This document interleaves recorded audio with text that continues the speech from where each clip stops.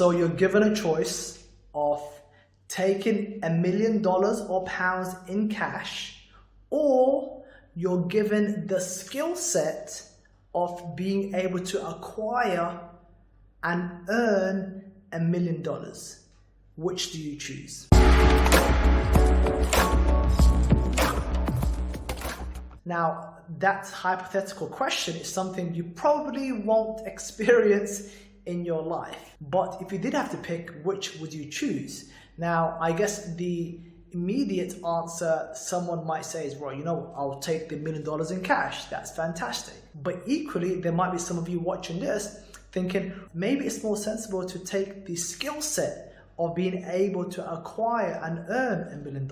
Obviously, there is no right answer. Everyone has their own preferences in life, their own histories and stories that would lead them to one choice over the other. But now, in the context of stuttering, I want to pose to you a very similar question. Which would you pick? Would you pick, okay, in the snap of a finger, you become automatically and immediately fluent? You no longer stutter, you no longer block, there will be no anxiety surrounding your stutter, and you can live your life like all these other normal, fluent people. Or you are given a stutter and you have to work your way through your stutter, over your stutter, around your stutter, and live life and go through all of the challenges that life throws your way because of your stutter. And then at the end, you no longer have a stutter. Or maybe you still do have a stutter and your stutter still does exist even after going through all of these challenges, but it no longer has that sort of grip over you. Now, which would you pick? Now, I know what I would pick if I was given this question many years ago. And the answer would be, of course, I'd want to be fluent straight away, because my stutter was the bane of my life. It was the thing that consumed my entire existence. It was always playing on my mind. And it was, in my view at the time, it was the cause of all my problems and all my tribulations. And if I were just able to be fluent, I thought, you know what, my life would change dramatically. And I believe that. And you might be feeling the same way. You might be feeling, you know what, I was given the shorthand, the short end of the stick, and I have a stutter. I don't want this stutter. I hate my stutter.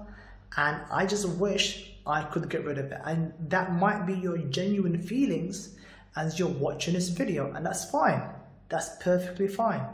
I don't want you to feel negative or to feel guilty for having these feelings. But what I do want to say is, the stutter that you do have, it is something that through which you can become a person that you otherwise never would have become. Now, just speaking about my experience, there are so many things that are going on in my life right now that never would have happened, and I know it for a fact, never would have happened if I didn't have a stutter. If I didn't have a stutter, my life would have taken a completely different trajectory. And I know that without a shadow of doubt, because there are things that I did in my life, one thing that led to another because of my stutter. For example, I chose to become a teacher because of my stutter, and that was my way of challenging my speech,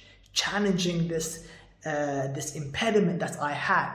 And in my teaching, I met certain people, and now my wife is a teacher. We have 3 beautiful children, and just so many other small things that have happened because of my stutter. But the most important thing is I have now become a completely different person. I'm not talking about all of the things that I may have acquired or have experienced because of my stutter, but the person I have now become is someone who is a lot more confident, a lot more, I value my voice a lot more. My self-esteem is at an all-time high because of the work that I did to overcome my stutter. And one great example is that of a caterpillar.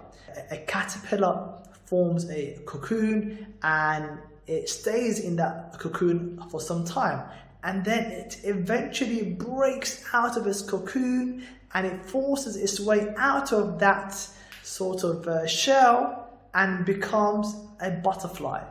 And what would happen if someone came along and saw the struggling caterpillar in its cocoon and said, oh, poor caterpillar, let me just, pierce the outer shell or the outer material and give you a little bit of a hand. What would happen is that caterpillar wouldn't have been able to actually transform itself into a butterfly that could fly. That struggle that it experiences, it toughens it up, it gives it strength to be able to fly. And it can actually go out and fly around and feed itself and do all types of things that never would have been possible if it just broke out of its cocoon without experiencing that struggle. The same goes for your stutter. Now you're struggling, you're trying new things, you're reading books, maybe you're watching this video, you're trying to expand your mind, you're trying to push yourself, push the boundaries of life that were handed to you. And as a result of all of this, you're becoming a better, stronger version of yourself. So I want you to embrace your stutter, see it as a way of being strengthened, see it as a vehicle for your ultimate personal development.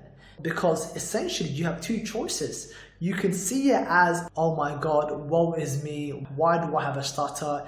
And being a victim to it. Or you can say, I have a stutter and it's not a choice that I was given, but I'm going to play it to my advantage and I'm going to become the best version of myself by overcoming my stutter. And that's what I'd like you to do. Alright? You've got this. Go out there and do what you have to do. Alright? Until next time, peace.